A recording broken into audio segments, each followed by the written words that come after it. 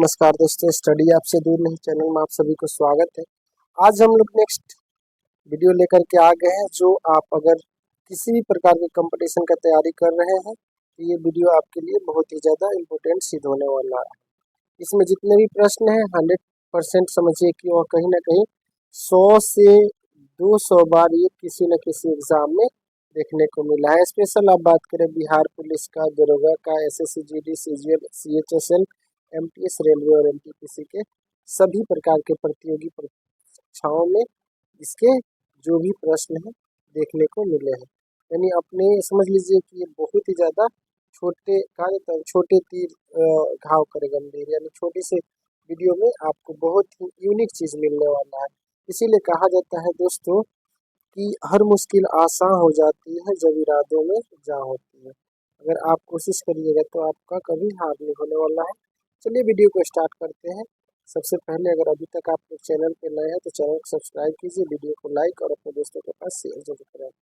ये जितने भी प्रश्न इसमें हम लोग कराएंगे ये कहीं ना कहीं ये प्रतियोगी परीक्षाओं में ऑलरेडी पूछ चुका है, ठीक ना। तो आप लोग सभी क्वेश्चंस को बारीकी से मेरे जैसे क्वेश्चन स्क्रीन पे आएगा आप उसका आंसर खुद से करिएगा, ताकि आपको भी पता चले, एनालिसिस हो जाए कि हमने कितना पढ़ा है और हमें कितना नॉलेज है।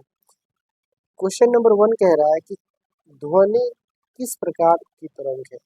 यानी देखिए, तरंगे दो तरह की होती हैं, एक अनुप्रस्थ तरंगे होती हैं, एक अनुदैर्घ्य तरंगे होती है। तो अनुप्रस्थ तरंगे कौन सी होती हैं और अनुदैर्घ्य तरंगे कौन होती है, इसको पूछा है। तो ध्वनि जो होता है आपका कौन सा होता है, तो कहिएगा ध्वनि जो होता है अनुदैर्घ्य तरंगे होता है।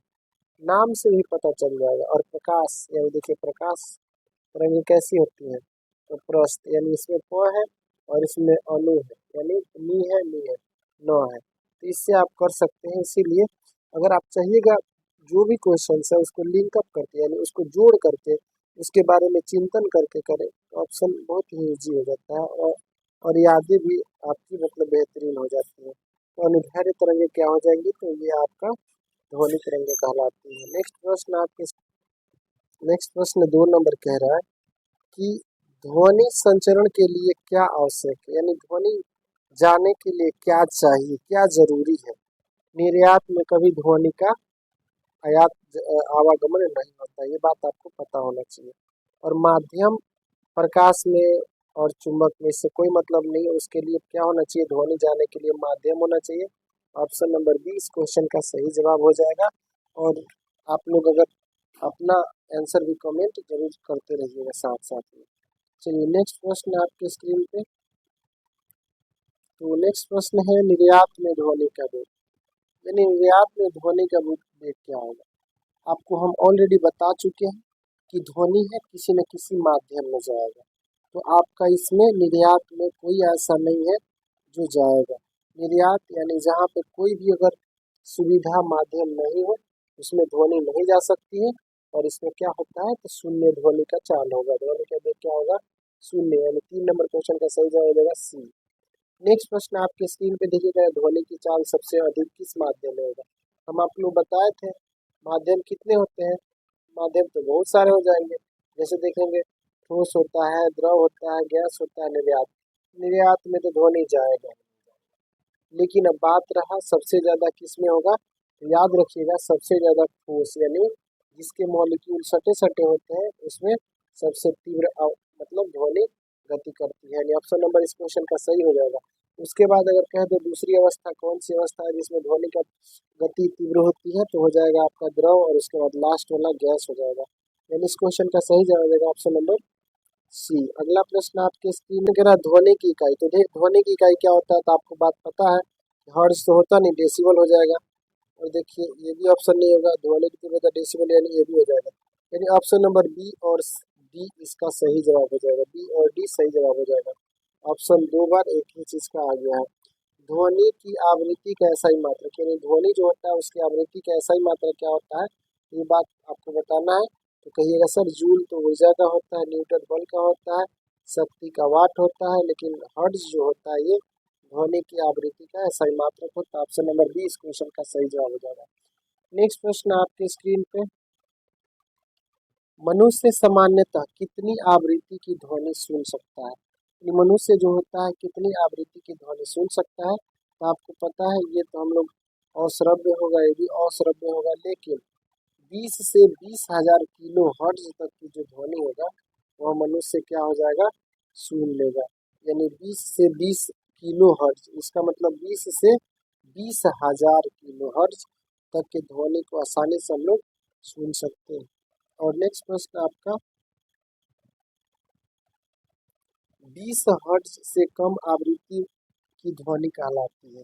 यानी 20 हर्ट्ज से अगर कम की ध्वनि होगी वह क्या कहलाएगी? इस प्रश्न का सही जवाब बताइए। श्रव्य होगा, पराश्रव्य होगा। ये 20,000 हर्ट्ज से अधिक वाला होता है और ये हो जाता है अश्रव्य, यानी इंफ्रासोनिक हो जाता है, हम इसे सुन नहीं सकते हैं। ठीक ना? और ये हो जाएगा ऑप्शन नंबर सी इसका सही जवाब।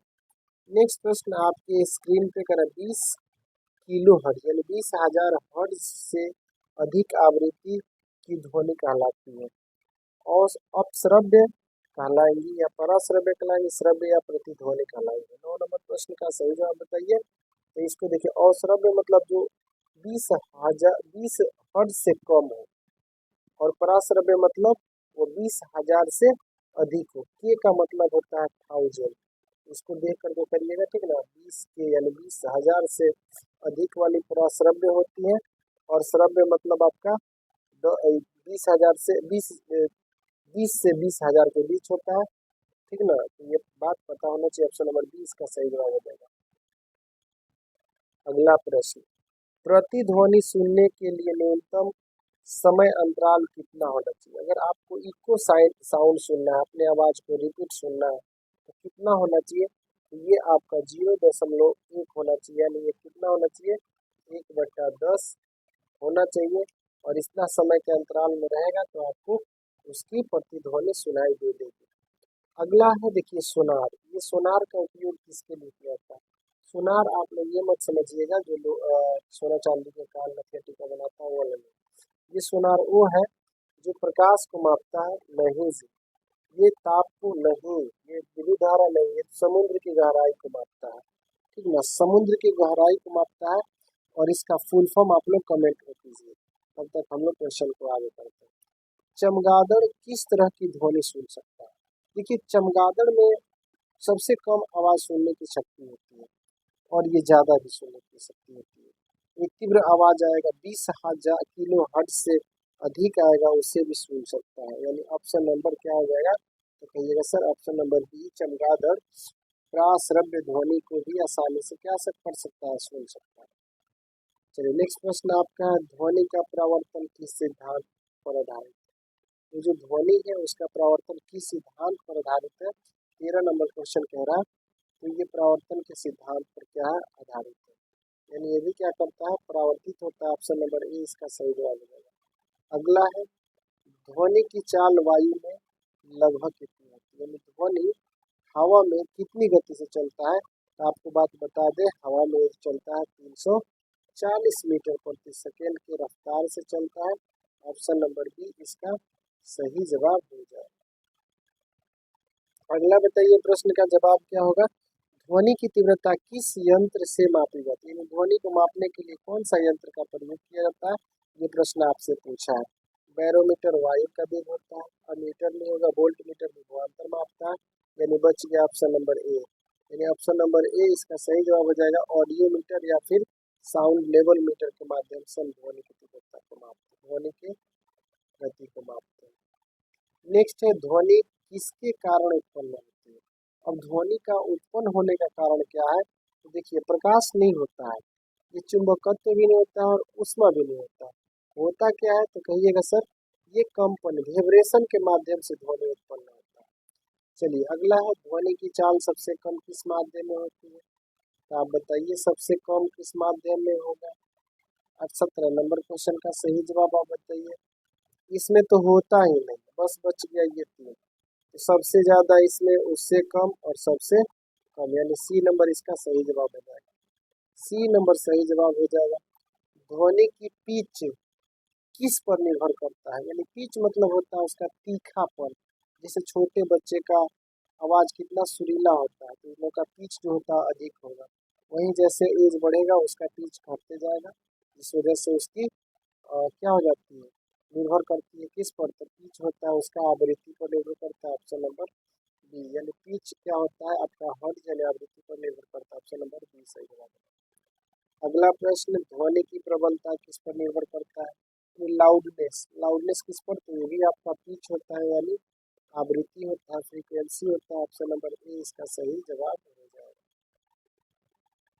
अगला प्रश्न का जवाब बताइए। अगला प्रश्न, प्रतिध्वनि सुनने के लिए परावर्तक सतह की न्यूनतम दूरी लगभग कितनी होनी चाहिए। यानी आपको अगर अपने ही आवाज को दोबारा रिपीट सुनना है, कमरा हो या जंगल हो, उसके लिए आपकी न्यूनतम सतह की परावर्तक सतह कितनी दूरी पर होना चाहिए, ये आपको पता होना चाहिए। 17 मीटर, ऑप्शन नंबर सी होना चाहिए। यानी 17 मीटर की दूरी पर अगर आप हैं, समय के अंतराल में है, तो आपको उतना क्या हो सकता है, प्रतिध्वनि सुनने को मिल सकता है। अगला प्रश्न, आपके स्क्रीन पे ध्वनि तरंगे किस प्रकार की तरंगे हैं। तो जो ध्वनि तरंगे हैं वे तो ना विद्युत चुंबकीय है ना अनुप्रस्थ, ये प्रकाश तरंगों का लक्षण है। ठीक है, तो ये हो जाएगा ध्वनि तरंगे क्या है, तो ये यांत्रिक तरंगे यानी अंदर से उत्पन्न होती है, option number C is the correct answer of this question. 21 number question का सही जवाब ऑप्शन नंबर सी हो जाएगा। अगला प्रश्न का बताइए, सोनार, सोनार क्या है, एक ऐसा यंत्र है जिससे समुद्र की गहराई को मापा जाता है। इसका पूरा नाम पूछा, फुल फॉर्म पूछा है। एस से साउंड होता है, ओ से नेटवर्क नहीं होता है, रेंज भी नहीं होता है। होता क्या है, तो नेविगेशन होता है, नेविगेशन होता है। एन से क्या होगा, सॉरी एन से नेविगेशन, ए से क्या होगा, तो ये एंड होता है, एंड है, एंड है, दोनों सही है। लेकिन आर से आपका रेडार नहीं होता है, ये रेंजिंग होता है, ऑप्शन नंबर ए इसका सही जवाब हो जाएगा। Sound, navigation and ranging is the correct answer of this question. अगला प्रश्न है, अल्ट्रासोनिक तरंगों का उपयोग कहाँ किया जाता है। इन जो अल्ट्रासोनिक तरंगें होती हैं उसका उपयोग हम लोग कहाँ करते हैं, तो ये हो जाएगा आपका ना रेडियो में, ना टेलीविजन, ना बिजली में, ये होता है चिकित्सा, यानी चिकित्सा के क्षेत्र में इसका इस्तेमाल किया जाता है, option number A is the correct answer. ध्वनि, ध्वनि प्रदूषण का मुख्य कारण है, ध्वनि प्रदूषण का मुख्य कारण है यानी किस प्रकार के प्रदूषण का मुख्य कारण है, तो आप कहिएगा इस क्वेश्चन का सही जवाब क्या हो जाएगा। सर ये वृक्षारोपण का नहीं, वर्षा का नहीं और नदियों का नहीं, वाहन और लाउड स्पीकर जो निकलती है वे आपको प्रदूषण का कारण बनती है। ध्वनि का वेग का तापमान यानी ध्वनि का वेग का तापमान बढ़ने पर, यानी ध्वनि का वेग पर क्या प्रभाव पड़ता है जब तापमान को बढ़ाया जाता है तब। ठीक ना, इसमें बताइए ये घटेगा, समान रहेगा या फिर बढ़ता है फिर घटता है, नहीं। जब ध्वनि का तापमान यानी ध्वनि का वेग का तापमान बढ़ा दिया जाता है तो ये हमेशा क्या होता है, बढ़ जाता है, यानी टेम्परेचर पर डिपेंडेंट होता है, टेम्परेचर के बढ़ने से ये बढ़ जाएगा। अगला प्रश्न आपके स्क्रीन पे बताइए, इसका क्या जवाब, निम्नलिखित में से कौन सा प्राश्रव्य ध्वनि उत्पन्न करता है। यानी प्राश्रव्य ध्वनि उत्पन्न करने का मतलब हो गया 20,000 हर्ट्ज से अधिक की ध्वनि उत्पन्न करने वाला इसमें से कौन है। इस क्वेश्चन का सही जवाब आप बताइए क्या होगा, तो क्या बकरी होगा, घोड़ा होगा, गाय होगा, नहीं, चमगादड़। इसकी आवाज बहुत तीखे निकलते हैं और दूर तक जाते हैं और सुनाई आपको देगा भी, इतना तेज गति से निकलता है, ऑप्शन नंबर ए सही जवाब हो जाएगा। तो इस प्रश्न का सही जवाब बताइए। ध्वनि तरंग, ये ध्वनि की तरंग धैर्य का सही मात्रक क्या होता है, ये न्यूटन नहीं हो सकता, आवृत्ति का हर्ट्ज होता है, सेकेंड नहीं होगा, मीटर हो जाएगा, ऑप्शन नंबर ए इसका सही जवाब। अगला प्रश्न आपके स्क्रीन पे, ध्वनि का वेग किसमें सबसे ज्यादा होता है, यानी सबसे ज्यादा ध्वनि किसमें तेजी से चलती है। देखिए सबसे ठोस इसमें कौन है, ना ये है, ना ये है, ना ये है, यानी इस्पात है, ऑप्शन नंबर सी इसका सही जवाब हो जाएगा।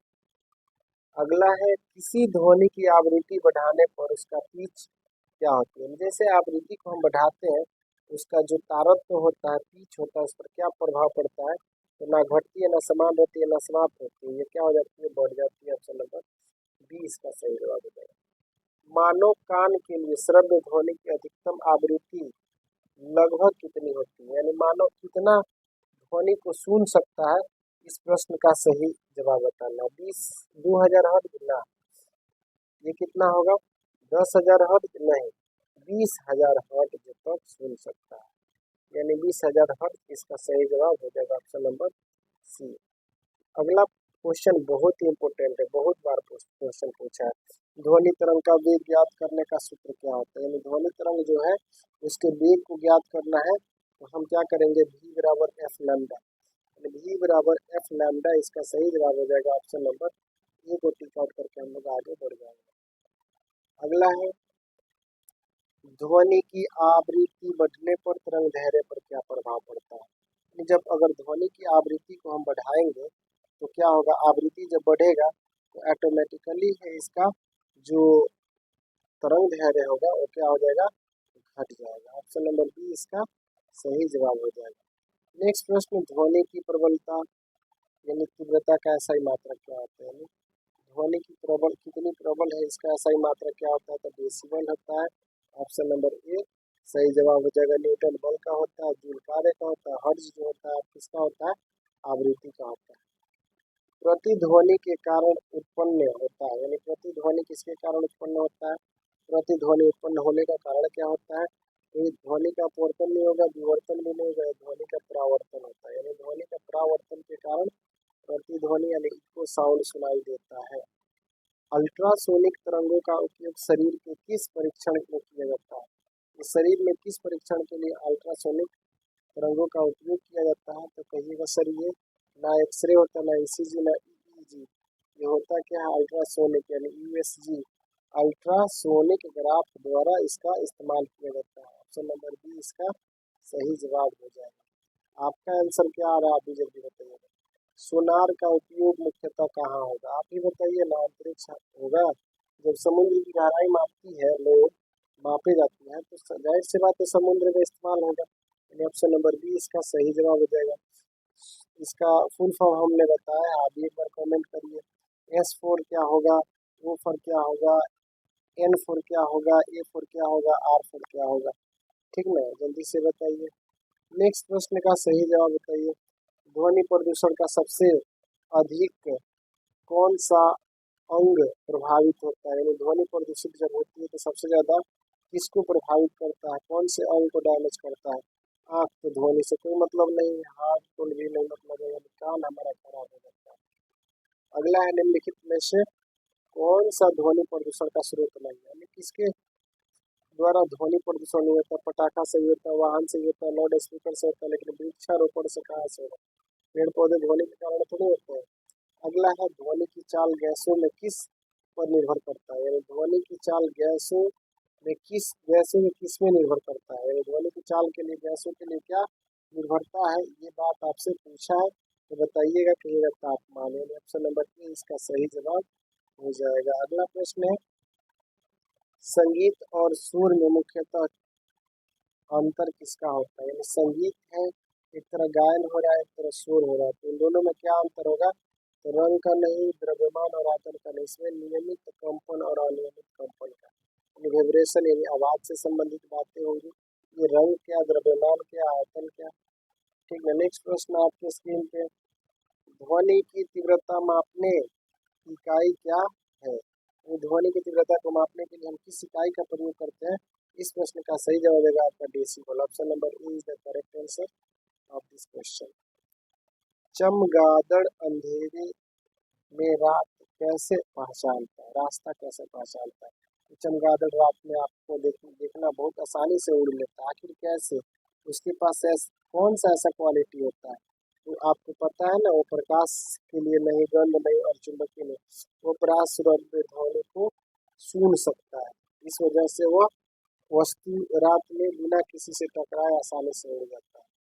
ध्वनि का परावर्तन किस नियम का पालन करता है, ये जो ध्वनि है उसका परावर्तन होता है वो किस नियम के कारण होता है, तो परावर्तन के कारण होता है, यानी परावर्तन नियम का पालन करता है। ऑप्शन नंबर ए सही जवाब है। अगला है सामान्य बातचीत की ध्वनि का स्तर लगभग कितना, तो यानी आम बातचीत किया जा रहा है उसमें कितना डेसिबल ध्वनि उत्पन्न होगा, तो सामान्य के लिए होता है 60 decibel. Option number B is the correct answer. अगर बात करें 120 से अधिक ध्वनि का प्रभाव क्या हो रहा होगा, यानी 120 अगर ध्वनि उत्पन्न हो रहा है तो आखिर वहाँ पे क्या हो रहा होगा, ये बात बताना है। रक्तचाप हमेशा कम रहेगा, ऐसा कुछ नहीं होगा। शरीर का तापमान घटने वाला तो बात ही नहीं। दृष्टि तेज आंख से कोई मतलब नहीं। सुनने की क्षमता में नुकसान होगा, यानी आपका कर्णपटल में क्या होगा, तकलीफ होगा। तो ये कान का चद्दर फट गया रे बाबा। चलिए नेक्स्ट क्वेश्चन आपके स्क्रीन पे। ध्वनि के एक पूर्ण कंपन को पूरा करने में लगने वाले समय को क्या कहते हैं।